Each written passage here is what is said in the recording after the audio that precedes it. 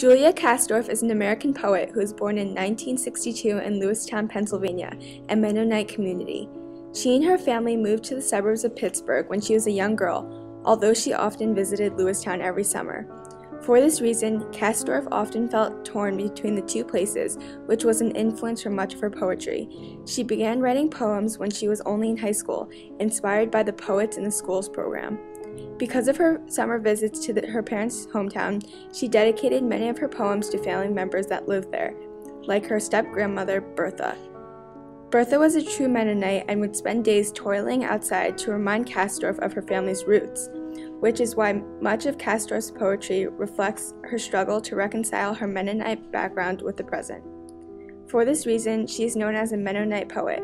A highly prolific poet, Kastorf has written or contributed to 6 works so far, beginning in 1983 with Moss Lotus and ending with her most recent book, Poetry in America, published in 2011.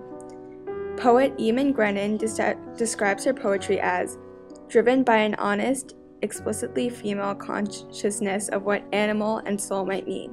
Currently, she is a professor of English, Women's Studies, and Creative Writing at the Pennsylvania State University.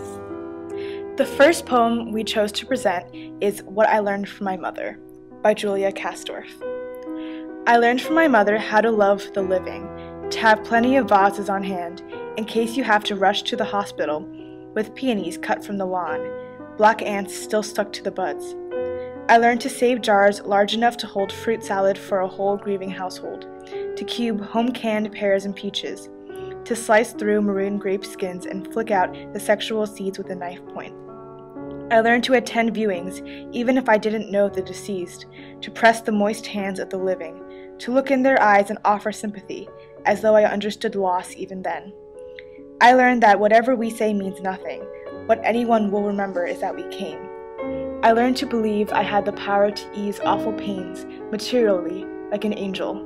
Like a doctor, I learned to create from another's suffering my own usefulness, and once you know how to do this, you can never refuse.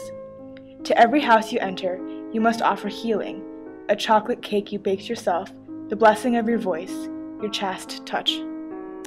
This poem explores the lesson the narrator's mother has taught her, which is how to comfort someone who has experienced loss with the maternal comfort, including cutting fresh flowers, cutting fruit, and attending the funeral.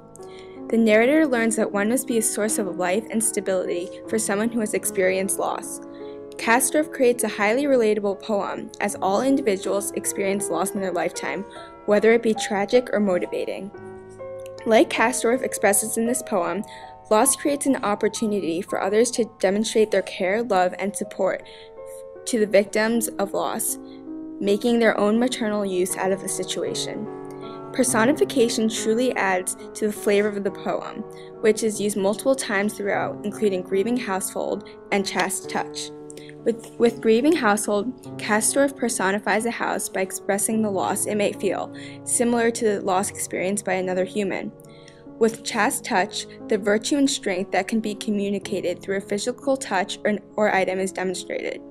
Similes Kastorf includes are the phrase, ease awful pains maternally like an angel, which emphasizes the maternal comfort of a mother, and, like a doctor, I learned to create from another's suffering my own usefulness, to show the mental strength and stability you must produce for others during a loss. Kastorf utilizes alliteration in saying sexual seeds. A particularly powerful image Kastorf uses is when she talks about the moist hands of the living. This image is striking because it personalizes the poem and makes it relatable to the reader, who can almost feel the poet's touch while reading. The structure of the poem is that it is comprised of sentences, with each sentence spanning over several lines, giving the illusion of continuity in life. The image serves as a juxtaposition with the subject matter of the poem, death and life, which is in a highly effective way to contrast these ideas. The next poem we chose to present is First Gestures by Julia Kastorf. Among the first we learn is goodbye. Your tiny wrist between dad's forefinger and thumb, forced to wave bye-bye to mom, whose hand sails brightly behind a windshield. Then it's done to make us follow. In a crowded mall, a woman waves, "Bye, we're leaving." and her son stands firm, sobbing, until at last he runs after her, among shoppers drifting like sharks, who must drag their great hulks underwater, even in sleep, or drown. Living, we cover vast territories. Imagine your life drawn on a map, a scribble on the town where you grew up, each bus trip traced between school and home, or a clean line across the sea to a place you flew once. Think of the time and things we accumulate, all the while growing more conscious of losing and leaving. Aging, our bodies collect wrinkles and scars for each place the world would not give under our weight.